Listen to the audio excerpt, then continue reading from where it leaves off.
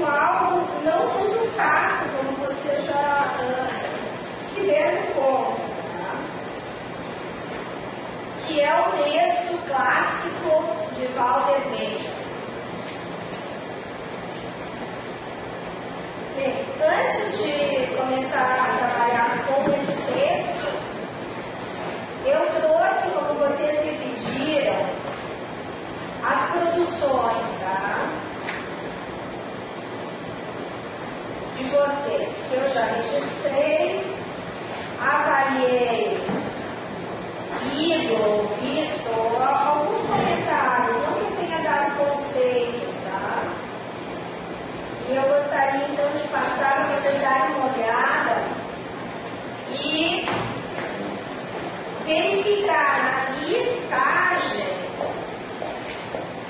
aqueles que não entregaram e os que entregaram. Então, para isso eu juntei alunos regulares e alunos PEC, tá? E mais aqueles que são de projetos de leituras, e cada visto corresponde a uma produção. Então tem gente que não tem produção, e gente que tem 3 produções e assim por diante. Para vocês darem uma verificada e uma checada, de preferência, botarem em dia essas produções, tá? E agora o pessoal está entregando essas 2 últimas produções. E são 2, não? Escolher uma das 2, não era isso? Escolher uma das 2. Assim é, ou roteiro 1 ou roteiro 2. Isso mesmo. Então isso eu estou levando, tá, de novo, que são as produções de vocês para hoje. Lembra que tinha dado um problema, né? No roteiro. Com o roteiro 2. Especialmente. Daí o povo do roteiro 1 também não tinha digitado, etc.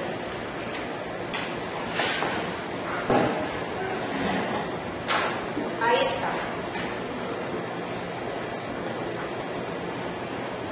Eu tenho muita esperança nesses procedimentos tradutórios, em termos de pesquisa. Agora vamos avaliar.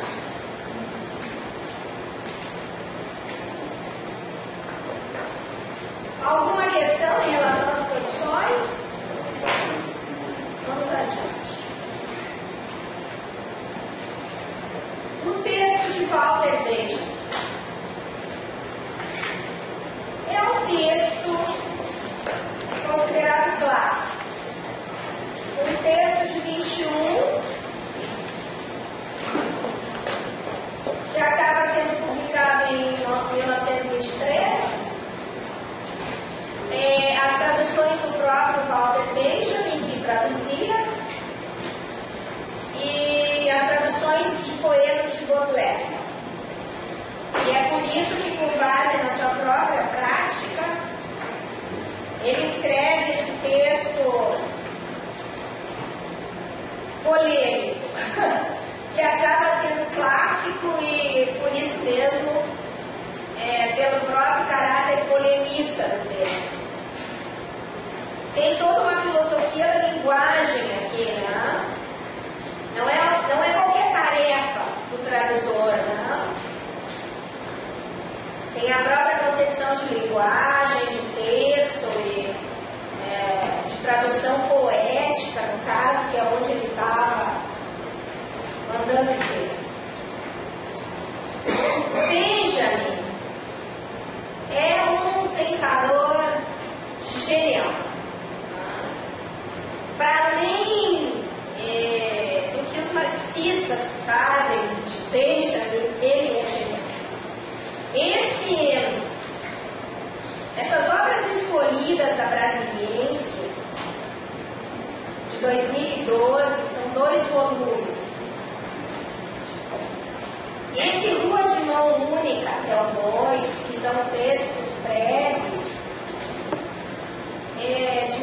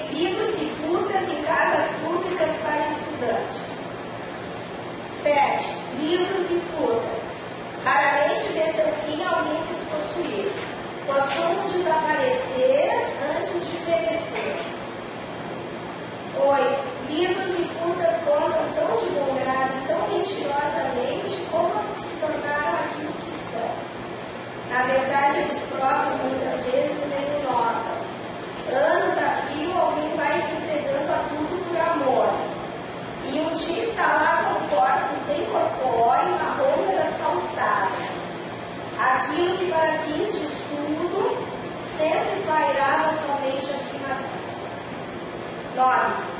Livros e putas gostam de voltar as costas quando se expõem.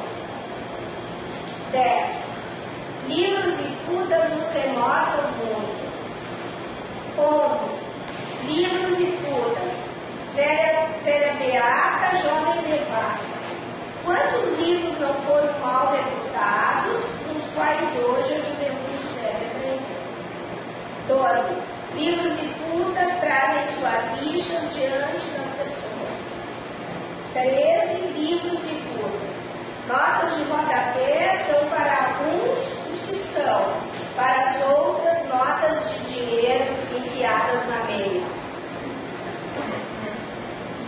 Esse é o Benjamin Jovem. Essas teses para esnobres, ou a técnica do escritor em 13 teses, que é general. Esses textos curtos, essas formas breves, são maravilhosas. Imagens do pensamento. Todo esse livro,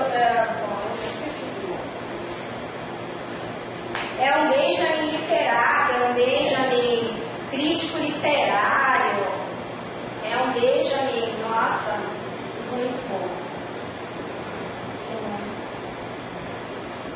Bom, nós temos esse Benjamin da tarefa do tradutor, que é considerado pré-marxista ainda, tá? Considerado por muitos um heideggeriano nesse texto, por outros um esotérico, por outros um místico ainda dentro do discurso religioso, por outros usando uma teologia negativa. É um texto muito discutido. Como vocês veem, é um texto discutível, né? Então eu fiz um roteiro de escrita e de leitura desse texto, porque eu acho que a tarefa do professor também pontuar num texto desse tipo algumas possibilidades de entrada, não que tente esgotar, ou que esses 22 pontos esgotem a problemática do texto, não, mas querendo tomar dele realmente o que acaba trazendo alguma inquietação para quem não lê, né, com a devida atenção que ele exige. Porque é um texto, eu, por exemplo, tinha lido numa tradução que eu nem sei de quem, há muito tempo circulava, pop, falou pra caramba, e agora cada uma dessas traduções, porque esse grupo da Federal de Minas Gerais, o FALE, é muito bom. Esse pessoal que trabalha com tradução, e essas 4 traduções aqui têm uma especificidade, né? Cada uma singularidade, uma marca distintiva, que acaba o texto de Benjamin ressoando de maneira diferente. Tá? Eu não sei qual foi a tradução assim, que vocês escolheram para ler. É interessante tu ter esse material das 4 traduções para poder ver em ato essas marcas distintivas do tradutor, sabe? Um texto mais fluido, mais escorreito, um texto mais formal. É bárbaro isso, né? Ainda mais de uma língua como o alemão, que tem toda uma dificuldade e ao mesmo tempo uma riqueza. Eu gosto muito da tradução do João Barreto, mas bom, a gente tem traduções, tem a tradução, a primeira tradução com notas, que é importante, são notas importantes, embora esse Fernando Camacho ponha nas notas esse caráter mais realista do texto, que, por exemplo, o Haroldo de Campos bota para o lado, deixa para o lado, e não é que ele não saiba, tá? Acontece que ele faz isso, ele é um bom antropófago, usar o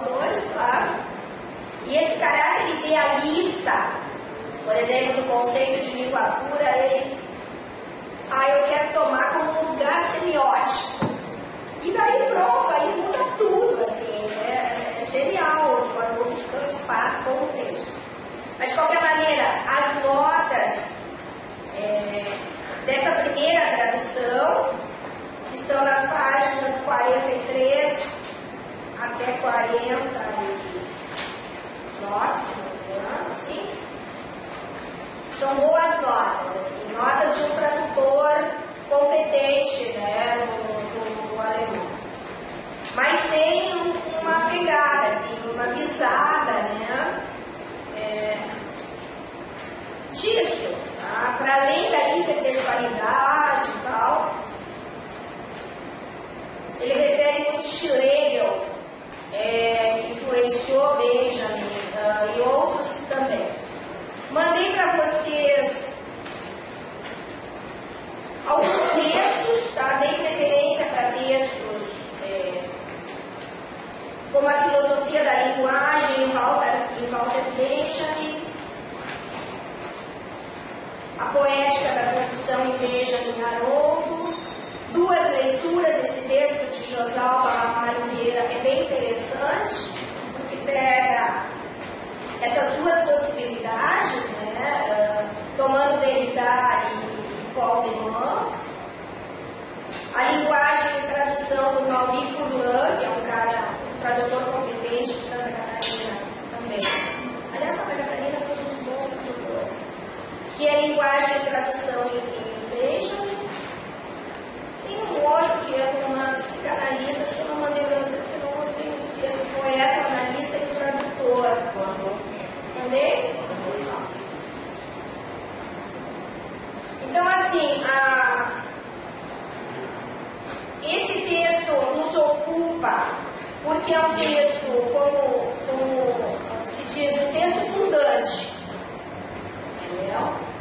Um texto de início dos anos 20, onde começa essa questão do tradutor a ser objeto de teoria mesmo, né? De teorias de tradução. Então, por isso que é um texto sobre o qual se escreve muito. Eu vou fazer algumas referências, eu vou pedir depois para vocês trabalharem com esse roteiro, mas eu vou fazer referência a recortes, tá? De Haroldo de Campos em relação ao texto de Benjamin, que aparece nesses textos em transcriação, que estão em outros livros de Haroldo. Tá? No texto 12, alguém está com transcriação aí? No texto 12, tradução, transcriação, transculturação, que é um texto curto, Haroldo de Campos refere a tarefa do tradutor em relação à ideia da língua pura, tá? Haroldo de Campos traz aqui algo que me interessa muito, que além do modo de a língua pura ser entendida por ele como modo de intencionar, até botei acho que uns 2 pontos aqui no roteiro sobre essa arte da intenção. Só que Haroldo de Campos, nesse texto curto aqui, ele vai dizer que a língua pura, que essa ideia de língua pura carrega modo de intencionar ou modo de encenar. É o modo como as línguas imperfeitas, essas línguas nacionais, como Benjamin refere no seu próprio texto, é o modo como essas línguas imperfeitas encenam a língua pura, botam numa cena. Então, esse modo de encenar de todas as línguas, para além do mero conteúdo literal e do parentesco etimológico, língua pura, de um ponto de vista semiótico, pode ser repensada como o intracódigo, que é reexportável de uma língua para outra, e que ele tinha referido um pouco antes.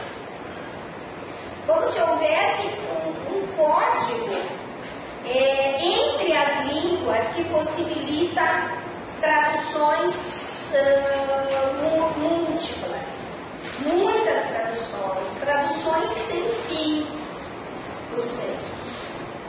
Como se essa língua pura desse a possibilidade de tradução, atribuísse ao texto a sua traduzibilidade. Isso que é fantástico.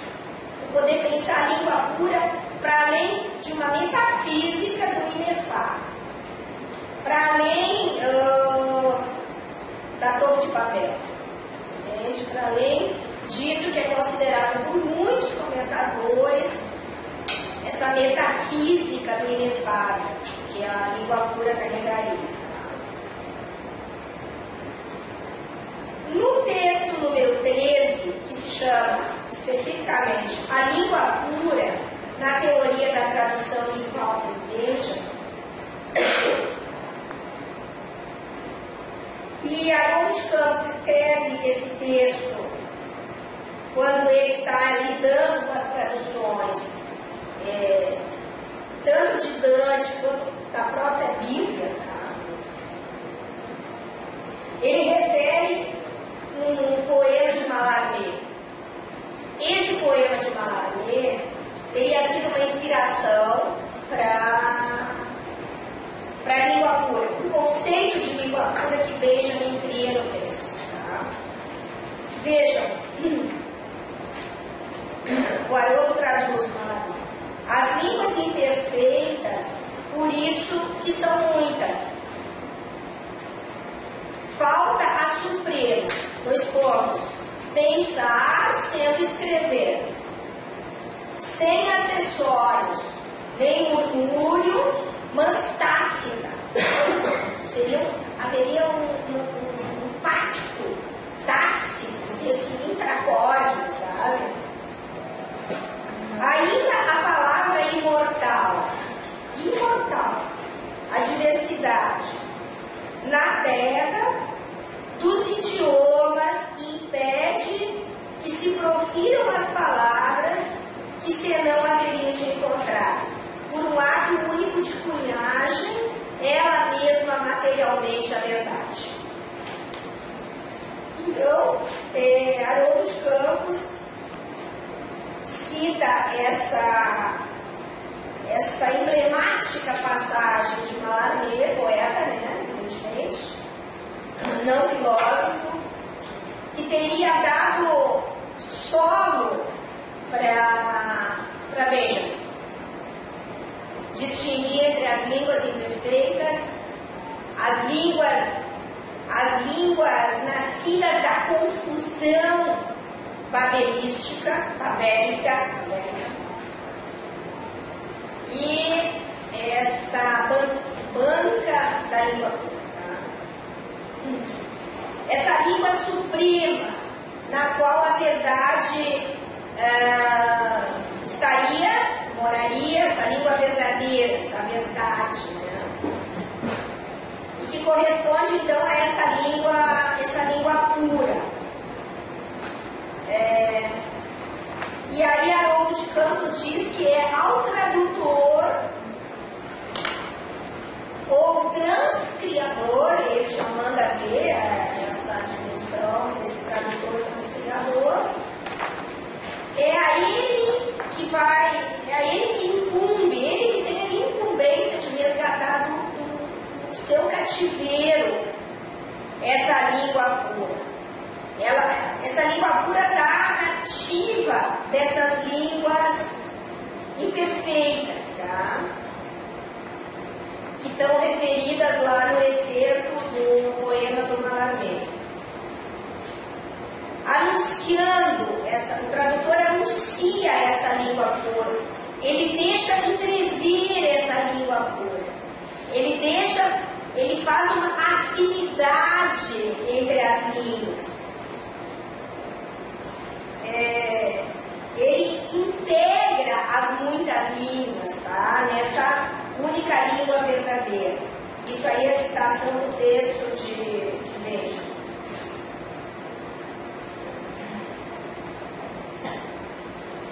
Essa língua suprema, então ela poderia ser resgatada, justamente por força de quê? Da operação tradutória, daquilo que o tradutor faz com as línguas imperfeitas, com as línguas de partida. Tá? Claro que para Mallarmé não está falando do tradutor, Mallarmé está falando do poeta. Claro que lá em Mallarmé isso cabe ao poeta. E o verso seria, e aí Derrida vai tomar isso também, em Torres de Babel. Existe uma tradução. Vocês têm a tradução aí em Mato Grosso, Poliana? De Torres de Babel? Não. Existe uma tradução de 2002 do pessoal da Federal de Minas Gerais, do livro de Derrida. Mas é isso, ou seja, o verso é aquilo que supre a carência das línguas. Tá? O verso é o suplemento. Claro que Derrida em Torres de Babel vai falar justamente da tradução, mas ele também está referido a Mallarmé, que a gente acompanha aqui.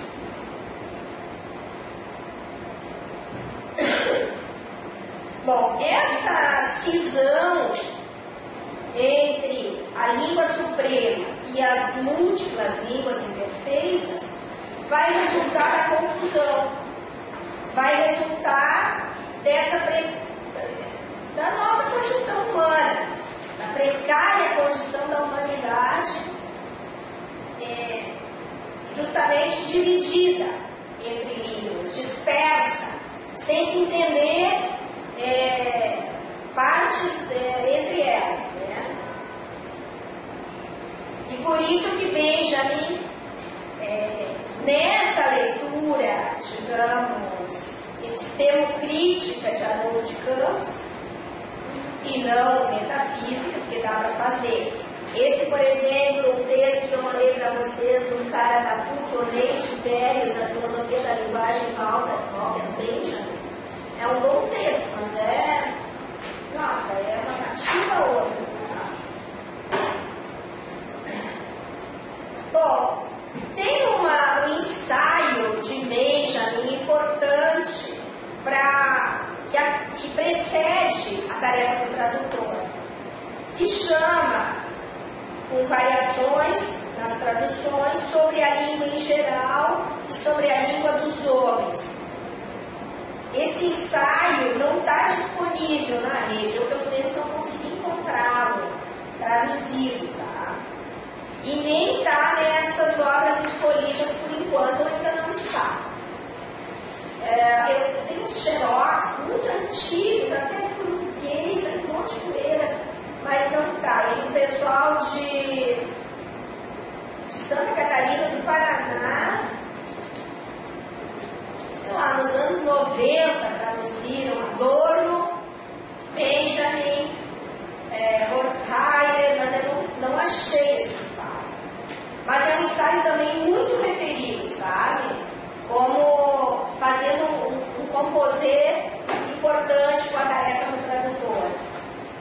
Então, onde a filosofia da linguagem dele está posta. E esses excertos, especialmente o que Haroldo traz, tem a dimensão de por que Benjamin, enfim, um pré-marxista e logo em seguida um marxista, como que ele usa a dimensão religiosa da Bíblia, né? Dessa passagem da Torre de Babel. E a questão é a da nominação. O homem é aquele que nomina, que nomeia. É aquele que dá nome para as coisas. Tá? É aquele que diz que aquilo existe no mundo porque dá nome. Tá? Aí, bom, Haroldo está traduzindo o Gênesis, né? E aí ele traz alguns exemplos também, como Namen depende, o homem é o dador dos nomes. Tá? Não me entra as loucuradas de Haroldo, tá? Mas a linguagem adâmica é porque Adão domina. Adão é nomenclator, é nominador. Adão é nomeador. Isto é Eva, serpente, maçã e cacete. Deve ter dito isso.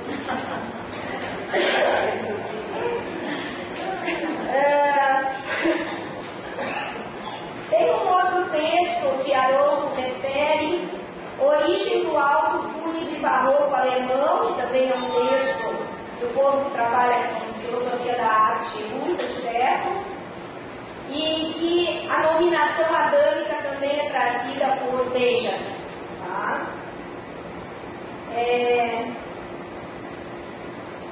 Aí entra aqui a negação que, de alguma maneira, Deleuze, no que a filosofia faz, diante da função da filosofia, que é a negação da comunicação. Né? E Benjamin diz que não é comunicação. Né? A tradução não é para comunicar.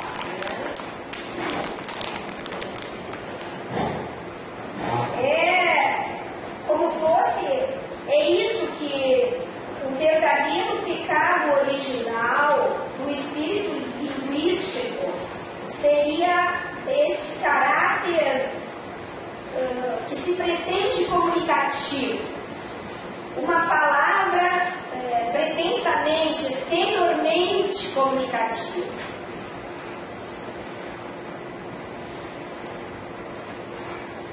Essa nominação é justamente aquilo que de mais humano existe.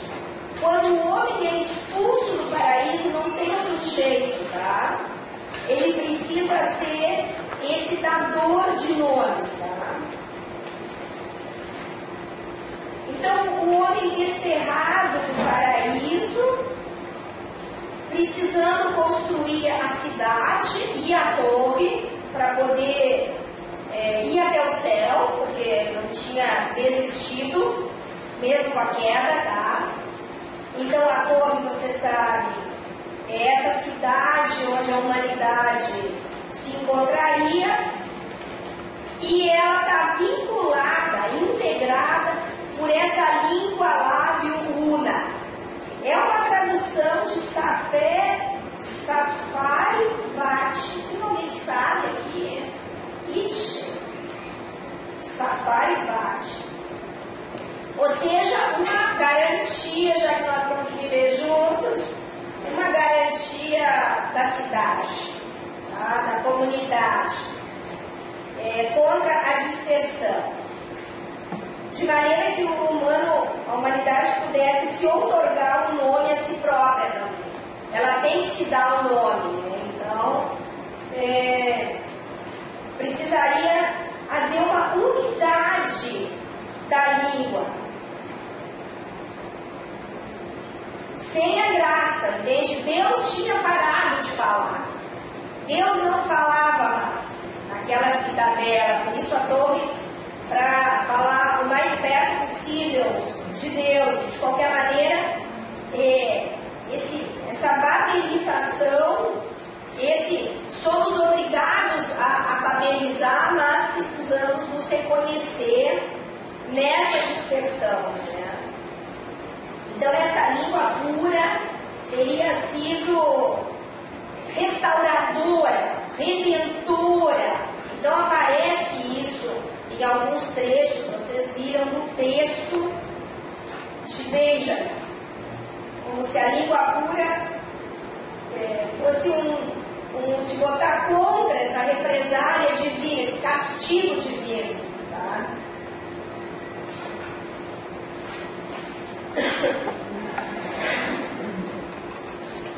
Bom, esses filhos construtos do homem, Haroldo de Campos traduz da Bíblia, esses terráqueos, esses descendentes de Adão, precisavam, então, eu acho que toda a história identitária pode ter como metáfora expressiva também isso, essa relação com essa língua, tá? Com essa necessidade dessa língua.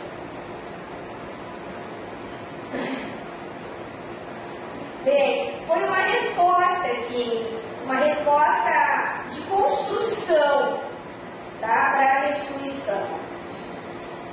Derrida fala de uma incompletude de construtura nesse Torres de Babel.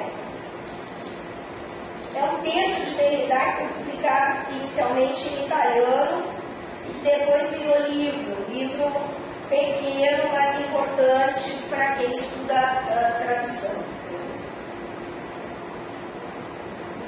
Aí Haroldo de Campos fica vendo as palavras entre construir e desconstruir, a dimensão de que filho, o vocábulo filho tem um sentido originário de construto, aquilo que se constrói também. Então, por isso que ele opta nas traduções que ele faz por esses filhos e construtos do homem. Ele está traduzindo a Bíblia hebraica. Daí ele fica viajando nessas traduções que ele faz.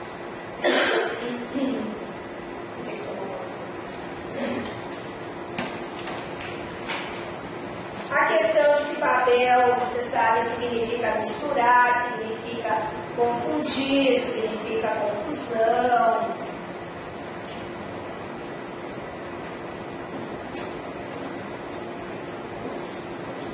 E tem realmente, quem lê Mallarmé, tem uma história em Mallarmé. Qual era o sonho de Mallarmé? Escrever um livro total. Escrever a palavra total. Mallarmé tem isso, assim, o livro dos livros. É o que ele diz que vai morrer sem conseguir fazer. Então tem uma inspiração em Mallarmé. Tem uma inspiração forte ali que a gente pode estabelecer essas linhas, tá? Aí depois tem uma tradução em verso boa que a Haroldo de Campos faz em relação a esse homem nomenclator, para poder escapar desse caos multilingüe, para poder botar um limite. E, portanto, essa condição edênica seria poder se encontrar nessa língua pura da verdade. Bom, aí passando por isso.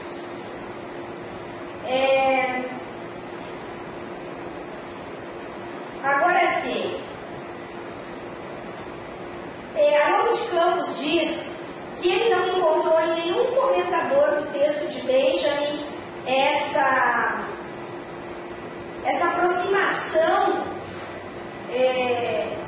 com a dimensão malarmiana da palavra total.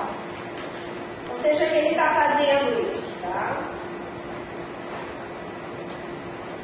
Essa língua pura também tem a ver com a língua silenciosa de um filósofo, teólogo existencial, judeu-alemão, Franz Rosenzweig, 1886-1929. Amigo do Gerson Scholem, que é um grande amigo amigo de Benjamin, colaborador, tá? E também amigo do Butler, do Martin Butler, tá? Então, aí Haroldo de Campos também vai aproximar Mallarmé, Benjamin e esse Rosenzweig, Franz Rosenzweig, com esse conceito de língua silenciosa. Essa língua que seria o equivalente à língua pura e que não chega a se fazer ouvir nas línguas imperfeitas, tá? Nas línguas nacionais, mas que de alguma maneira as sustentam e sustentam as relações interlinguais. E claro que a possibilidade de tradução. Tá? Aí diz que Benjamin leu esse texto de Franz Rosenzweig, tá? Na etapa inicial da transgermanização da Bíblia. Ele estava traduzindo também a Bíblia hebraica. Aí depois ele vai falar que no Deus e o Diabo, no Fausto de Quê? Que é um livro de Haroldo de Campos maravilhoso, que ele traduz o Fausto. Ele vai chamar, eu li para vocês um pedaço de transluciferação mefistotélica. É danado. Bom, continua. Aí ele vai continuar falando dessas obras que se tocam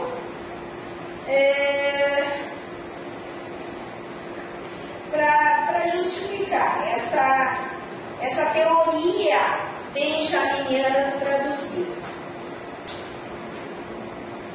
Essa língua verdadeira, esse objeto da saudade dos filósofos e dessa incumbência, isso é do Franz Rosenzweig, e da incumbência anunciadora de que o tradutor se deve desincumbir. Esses segredos últimos, esses silêncios que moram nessas línguas que nós usamos para nos comunicar e que os pensamentos acabam utilizando para pensar. E a grande questão sempre era essa. Bom, aí ele cita Antonella Moscati, uma italiana, que vai falar desse Rosenzweig e falar sobre essa dimensão dessa língua divina nos dois autores. Essa língua que seria, ao contrário das outras, autorreferencial. A língua pura é isso, ela é autorreferencial, ela não é comunicativa. Ela se bota em pé, entende? Sozinha. Ela se basta. Como obra de arte, né? Antes das bienais, tá? Consigo. Então essa língua feita de palavras sempre criadoras. Bom, estou indo para o fim do curso. Depois tem críticas de Jean-René Ladimiral, confrontada com os aspectos esotéricos, essa hermenêutica bíblica, essa metafísica, daí é um outro comentador. O Henri Meschonick, que é um cara bastante estudado nas teorias de tradução, também considera a proposição de Benjamin idealista e que impregnaria a tarefa do tradutor desse caráter, tá, gente? Um caráter idealista, essencialista, né? Entraria em busca dessa linha. Bom, aí é que o Haroldo de Campos, então, vai dizer que veio e vai falar da dimensão da ironia. Vai falar que aqui nesse tarefa do tradutor existe um jogo irônico. E que Benjamin usa a ironia, tá?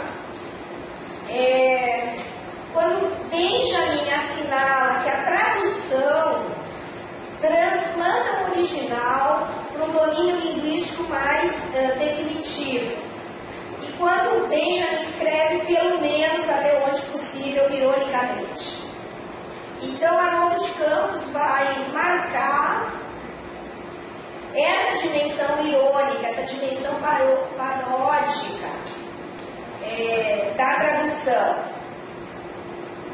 Vai dizer em seguida que é contra os românticos, que Benjamin faz isso contra os românticos, tá? E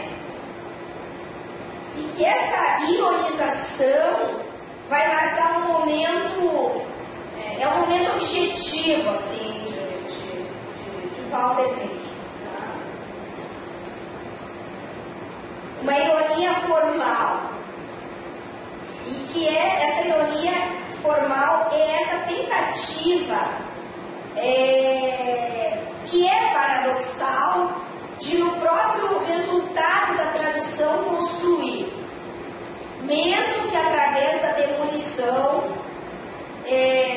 irônica, né? Da demolição da própria língua, digamos, da própria língua de partida original.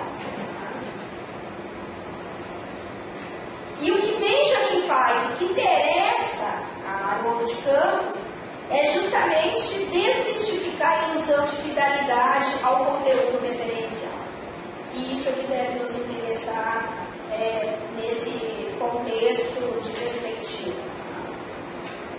Então, essa desconstituição da fidelidade, essa desmistificação do dogma da servitude imitativa e esse solapamento da teoria tradicional da tradução que Benjamin para Haroldo de Campos faz aqui no texto. E que, portanto, ele está usando metaforicamente a língua pura. Ele não está usando religiosamente. Nem teologicamente Haroldo de Campos aceita que ele esteja usando. E também está usando a nomeação adâmica como um recurso criador, tá? De uma tradução em prol de uma tradução criadora e não de uma tradução fidedigna. E que é muito importante o não comunicável. Não se traduz, por isso que não se traduz em prol da recepção, da comunicação entre. Daí ele cita, a tradução que vise a transmitir, cita Benjamin, nada mais poderá mediar senão a comunicação. Portanto, o inessencial, por isso que aparece inessencial no texto e essencial. Né? Então, se visar a comunicação, a tradução vai estar, portanto, traduzindo o inessencial, aquilo que não é essencial. E que isso é a marca da má tradução. Porque o essencial numa obra poética se situa para além da mera comunicação.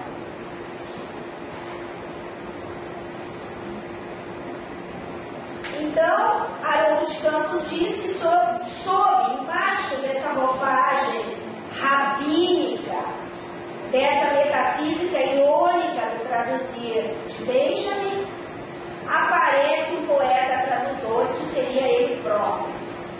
Já ele traduziu muito, especialmente do francês, alguém que já exercia o ofício de traduzir. E que, portanto, ele Haroldo, está propugnando uma física tradutória para o texto de Benjamin.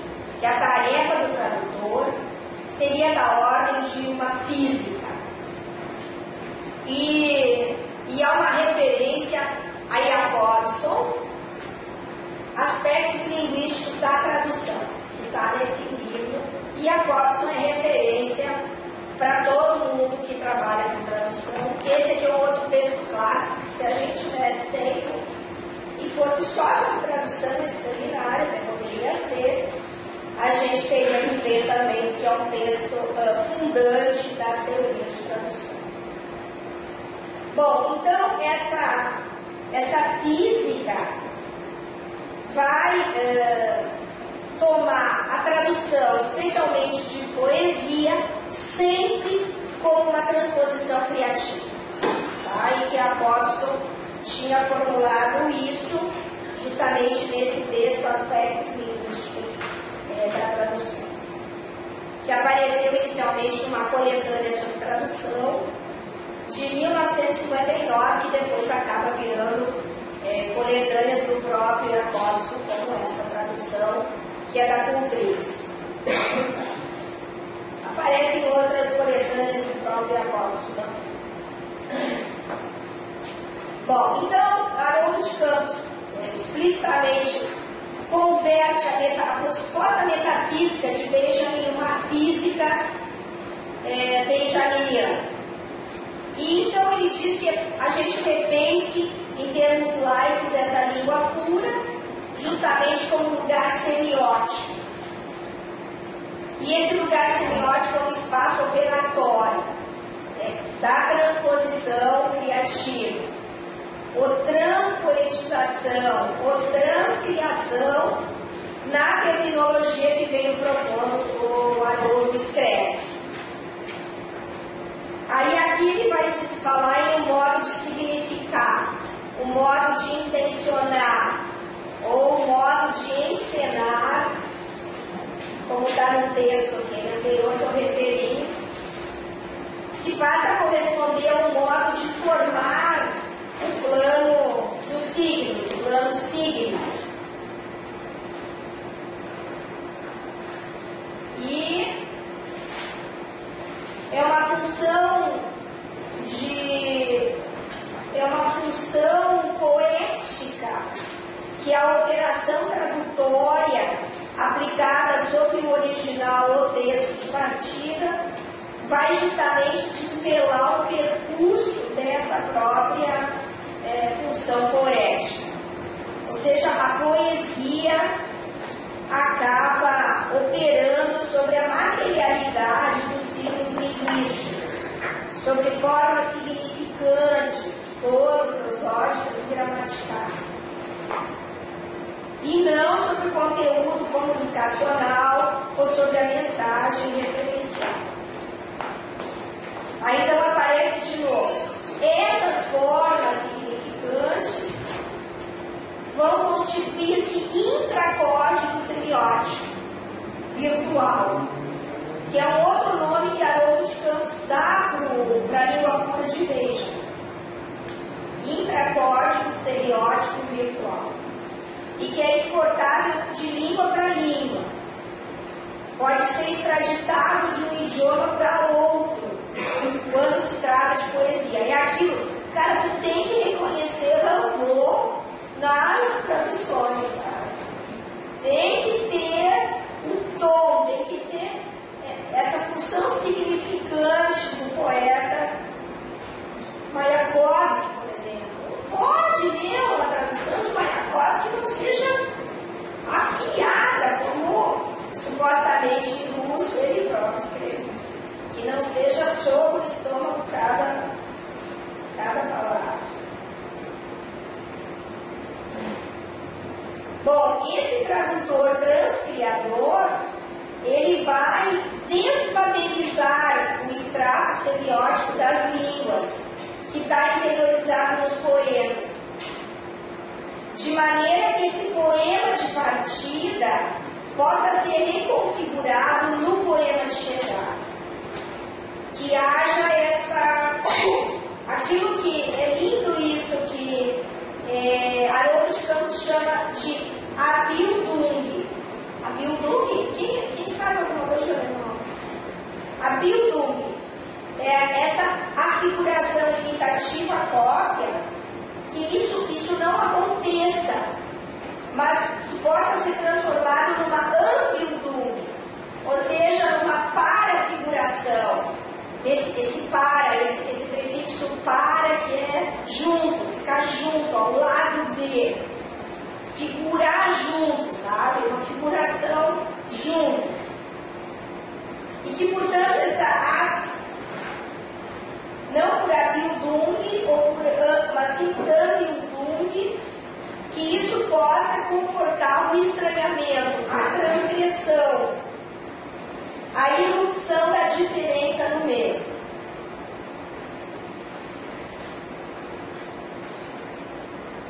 Depois, bom, tem outra, a Ganyeban, que é a Jeanne-Marie Ganyeban, que é uma tradutora fez tese de doutorado sobre Benjamin, bastante citada também,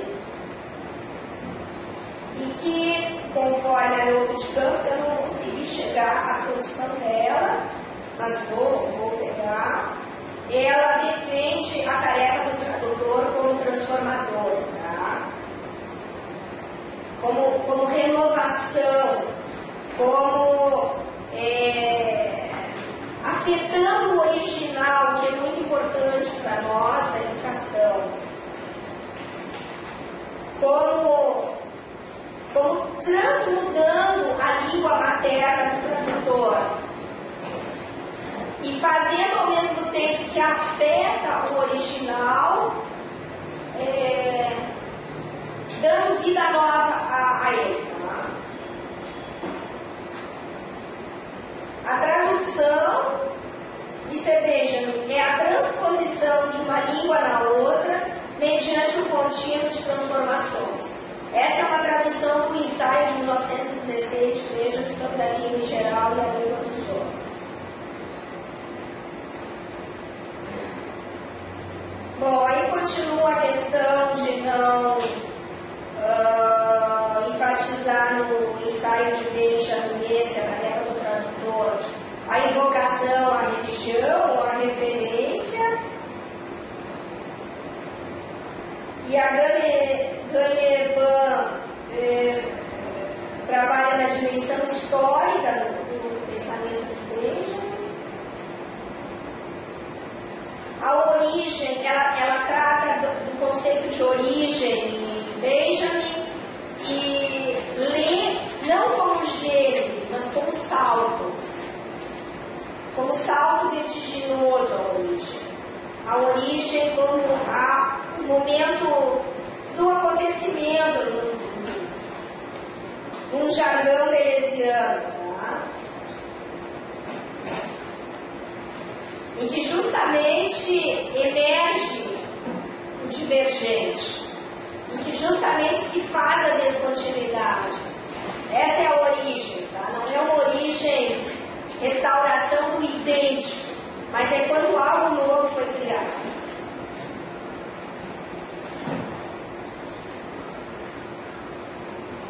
E aí a tradução, claro, está ligada a esses conceitos de transformação, de renovação do próprio original. Fizesse dobra do original e o fizesse perviver, que é o Haroldo de Campos usa direto, traduzindo, nem sei que palavra aqui, é Fortleben, do alemão, pervivência. Que é isso que a tradução faz no original, perviver. Viver por meio de, né?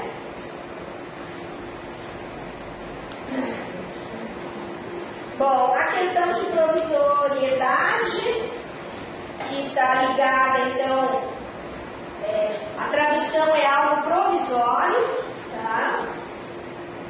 É um modo provisório de discutir, de falar com a estranheza das línguas, tá? E está sempre ligado a esses conceitos de renovação, de desdobramento, e que é isso que vale para o ato tradutório, essa pragmática do traduzir. E que tenha esse ato, a transformação e a renovação do horizonte, tá?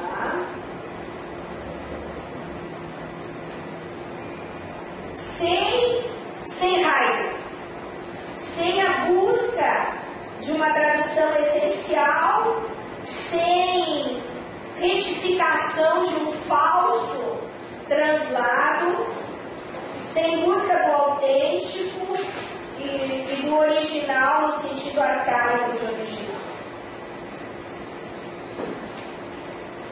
A tradução também, essa pragmática do traduzir, se refere ao percurso através do qual a tradição tem sido passada adiante. Essa maneira como a gente transmite de modo falso, autêntico, mais ou menos, a tradição para as gerações que vêm, como que nós passamos adiante os conceitos dos antigos pensadores. Haroldo de Campos dá um exemplo que é a tradução do logos grego para ratio latino. E como essa tradução serviu e serve ainda para falsificar o logos. Como a ratio acaba sendo a tradução que falsifica o sentido que os gregos imprimiram, né? E que de qualquer maneira isso é muito importante, porque a forma como a gente traduz acaba sendo uma tradução pensante, é a forma como a gente pensa.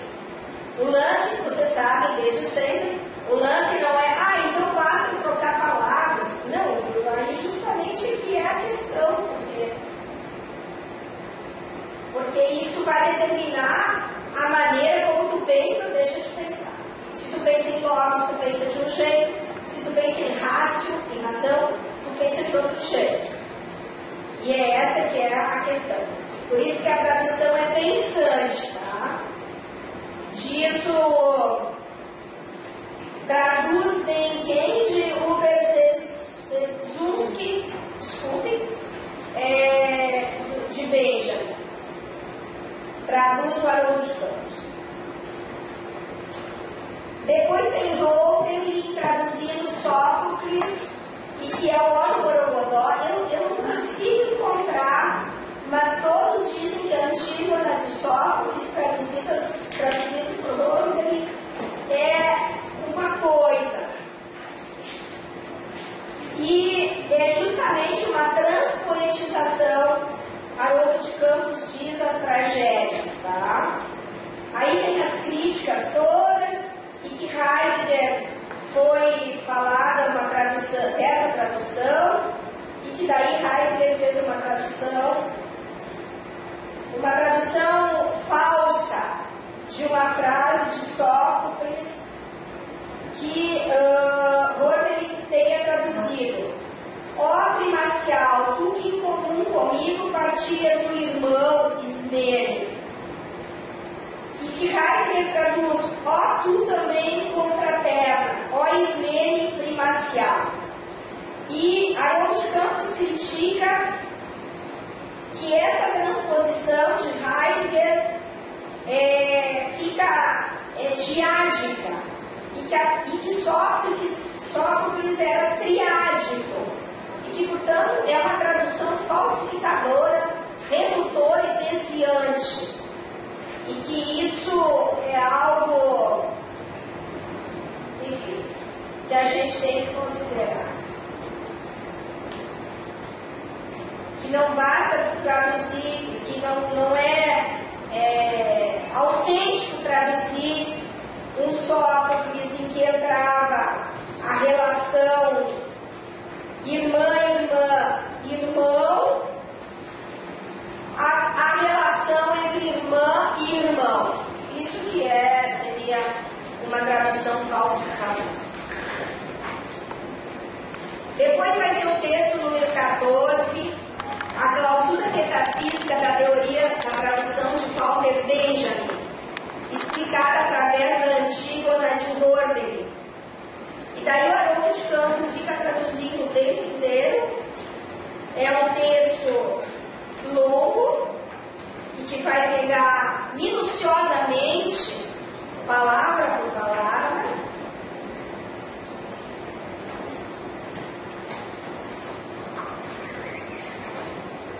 e que essas traduções, essas transpoetizações, como as de Lothar, seriam uma arquifigura da própria forma que se chama tradução. E que essas arquifiguras estariam condenadas ao silêncio, que ronda toda empresa de tradução. E é por isso que ele, Haroldo de Campos, falou que é uma empresa luciferina, mefistofélica, algo não da ordem de um arcanjo, tá? Mas algo não solar, algo trevoso, assim, porque tem esse canto de silêncio.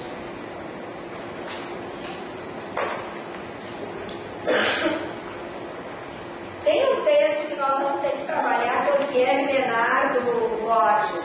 Vocês já leram?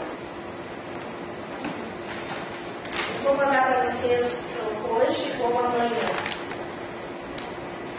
De qualquer maneira, há uma referência aqui nesse final de texto de Haroldo,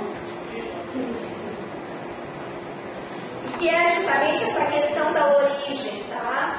Que Borges vai fazer uma coisa maravilhosa. Eu acho que é um grande texto. Bom, não dá para dizer também, né? Mas é um texto que ele manda ver, ou seja, a questão da origem é sempre diferida, é sempre passada para diante. Quem é que está escrevendo? Quem é que borra o que o outro escreveu? Quem é o narrador? Quem é o autor? Tá? Então é por isso que Borges é o grande. Borges consubstancializa essa função luciferina da tradução. Então, diante do original, a tradução não é mensageira de nenhum significado transcendental. Não tem a língua pura como significado transcendental no sentido de Derrida. Mas a tradução é presença diferida, é diferença. É diferença em devir, tá? É o que diz Derrida como sinônimo de diferença, é a formação da forma contínua, tá? A tradução, a tarefa da tradução vai sempre roubar origem e centro, vai sempre fazer diferir, e portanto nunca vamos chegar à língua pura, tá? O tradutor, hífen usurpador, fica também luciferinamente ameaçando o original com a ruína, sempre se botando como origem, tá? E essa é a última íris do tradutor, do transpoetizador: transformar o original na tradução de sua tradução. O original deixa de ser a origem e passa a ser uma tradução da tradução que ele fez. Isso é luciferino, diabólico. E é aqui nesse texto que Haroldo de Campos fala em plagiotropia. Então ele termina o texto dizendo, pela tradução, né? Reencenar a origem e a originalidade como plagiotropia, como um movimento infinito da diferença, e a mimesis como produção mesma dessa diferença. Parodicamente, ironicamente, entende? Como esse. E ele radicaliza, então, Benjamin e esse povo que, mesmo tendo eliminado a fidelidade à origem, acaba fazendo velha a original. E Haroldo de Campos diz original acaba sendo tradução da tradução que eu fiz, por exemplo.